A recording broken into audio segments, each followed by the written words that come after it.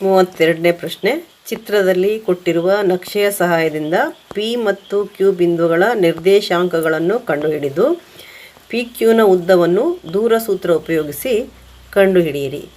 ಈ ಮೊದಲಿನ ಎಲ್ಲ ಪ್ರಶ್ನೆಗಳಲ್ಲಿ ಅವರೇ ನಿರ್ದೇಶಾಂಕಗಳನ್ನು ಕೊಟ್ಟಿದ್ದರು. ಉದಾಹರಣೆ ತಗೊಂಡ್ರೆ ಇಲ್ಲಿ 3, 1 ಇದು ಒಂದು ಬಿಂದುವಿನ ನಿರ್ದೇಶಾಂಕ. ಹಾಗೆಯೇ 0 x. ನೀವು ಇನ್ನೊಂದು ಲೆಕ್ಕವನ್ನು ಗಮನಿಸಿದರೆ ಇಲ್ಲೂ ಹಾಗೆಯೇ 5 -7 1 -3 ಕೊಟ್ಟಿದ್ದಾರೆ. ಅವರೇ ನಿರ್ದೇಶಾಂಕ ಕೊಟ್ಟಿದ್ದರು. ಇಲ್ಲಿ ನಿರ್ದೇಶಾಂಕ ಕೊಟ್ಟಿಲ್ಲ, ಆ ಬಿಂದುಗಳನ್ನು ಅವರು ಕೊಟ್ಟಿದ್ದಾರೆ, ಪಿ ಬಿಂದು ಮತ್ತು ಕ್ಯೂ ಬಿಂದು. ನಿರ್ದೇಶಾಂಕಗಳನ್ನು ನಾವು ಹೇಗೆ ಕಂಡುಹಿಡಿಯೋದು? ಇಲ್ಲಿ ನೇರಕ್ಕೆ ಬಂದರೆ ಇದು ಎಕ್ಸ್ನ ಬೆಲೆ ಆಗುತ್ತೆ, ಈ ಕಡೆ ನೇರಕ್ಕೆ ಬಂದರೆ ವೈನ ಬೆಲೆ ಆಗುತ್ತೆ. ಏನಿದೆ ಅದನ್ನು ನೋಡೋಣ. ಇಲ್ಲಿ ಏನಿದೆ? ಎಕ್ಸ್ನ ಬೆಲೆ 1 ಇದೆ, ವೈನ ಬೆಲೆ 1 ಇದೆ. ಪಿ ಬಿಂದುವಿನ ನಿರ್ದೇಶಾಂಕ ಏನಾಗುತ್ತೆ? 1 1 ಆಗುತ್ತೆ. ಹಾಗೆ ಕ್ಯೂ ಬಿಂದುವಿನ ನಿರ್ದೇಶಾಂಕ, ಕ್ಯೂ ಬಿಂದುವಿನ ಕ್ಯೂ ಇಲ್ಲಿ ಎಕ್ಸ್ಗೆ ನೀವು ತಗೊಂಡು ಬಂದರೆ, ಎಕ್ಸ್ ನಕ್ಷೆಗೆ ತಗೊಂಡು ಬಂದರೆ ಏನಾಗುತ್ತೆ? ಎಕ್ಸ್ ಅಕ್ಷಕ್ಕೆ ತಗೊಂಡು ಬಂದರೆ ಎಲ್ಲಿ ಸೇರುತ್ತೆ? ಇದು ಯಾವ ನೇರಕ್ಕಿದೆ? 5ಕ್ಕಿದೆ. ಅಂದರೆ ಕ್ಯೂನಲ್ಲಿ 5 ಮತ್ತು ವೈ ನೇರಕ್ಕೆ ಬಂದರೆ ಎಲ್ಲಿ ಬರುತ್ತೆ? 4ಕ್ಕೆ ಬರುತ್ತೆ. ಅಂದರೆ ಎಕ್ಸ್ ಬೆಲೆ 5 ಆಯಿತು, ವೈ ಬೆಲೆ ಏನಾಯಿತು? 4 ಆಗುತ್ತೆ.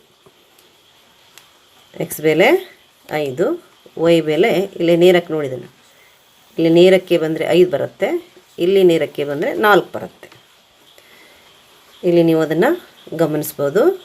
ಪಿನ ನಿರ್ದೇಶಾಂಕ ಏನಾಗುತ್ತೆ? 1 1. ಕ್ಯೂನ ನಿರ್ದೇಶಾಂಕ ಎಷ್ಟು ಬರುತ್ತೆ? 5 4. ಅಂದರೆ ಎಕ್ಸ್ ಅಕ್ಷವನ್ನು ಎಲ್ಲಿ ಸಂಧಿಸುತ್ತೋ, ನಾವು ಲಂಬವನ್ನು ಎಳೆದಾಗ ಎಕ್ಸ್ ಅಕ್ಷವನ್ನು ಎಲ್ಲಿ ಸಂಧಿಸುತ್ತೋ ಅದು ಎಕ್ಸ್ನ ಬೆಲೆ ಆಗಿರುತ್ತೆ, ವೈ ಅಕ್ಷವನ್ನು ಎಲ್ಲಿ ಸಂಧಿಸುತ್ತೋ ಅದು ವೈನ ಬೆಲೆ ಆಗುತ್ತೆ. ಇಲ್ಲಿ 1 1ರಲ್ಲಿ ಸಂಧಿಸಿದೆ, ಹಾಗೆ ಇಲ್ಲಿ 5 4ರಂದು ಸಂಧಿಸಿದೆ. ಕ್ಯೂನ ನಿರ್ದೇಶಾಂಕ ಏನಾಗುತ್ತೆ? 5 4 ಆಗುತ್ತೆ. ಈಗ ನಾವು ಮಾಮೂಲಿ ಮಾಡೋ ಹಾಗೆಯೇ ದೂರ ಸೂತ್ರವನ್ನು ಉಪಯೋಗಿಸಿ ದೂರವನ್ನು ಕಂಡುಹಿಡಿಬೋದು.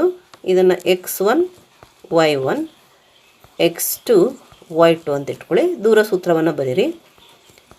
ಪಿ ಕ್ಯೂ ಈಕ್ವಲ್ಸ್ ಏನಾಗುತ್ತೆ? √ x2 - x1 whole square plus y2 - y1 whole square ಆಗುತ್ತೆ. x2 - x1 ಅಂದರೆ 5 - 1 ಆಯಿತು. ಇದು x2 5 ಇದೆ, x1 1 ಇದೆ. x2 - x1 ಅಂದರೆ ಏನು ಹಾಕ್ಬೇಕು ನಾವು? 5 - 1 ಹೋಲ್ ಸ್ಕ್ವೇರ್. ಆಮೇಲೆ ಏನು ಹಾಕೋಣ? ಪ್ಲಸ್ ಹಾಕೋಣ. y2 ಅಂದರೆ 4 ಇದೆ, y1 ಅಂದರೆ 1 ಇದೆ, 4 - 1 ಆಗುತ್ತದೆ. y2 - y1 ಅಂದ್ರೇನು? 4 - 1 4 - 1 ಆಗುತ್ತೆ. 1 ಹೋಲ್ ಸ್ಕ್ವೇರ್ ಆಯಿತು.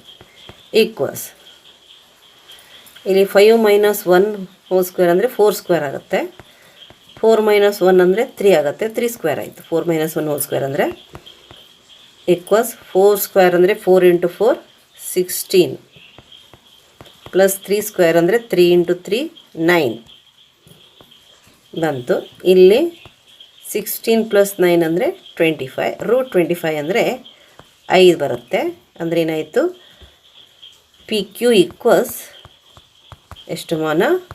5 ಮಾನಗಳು.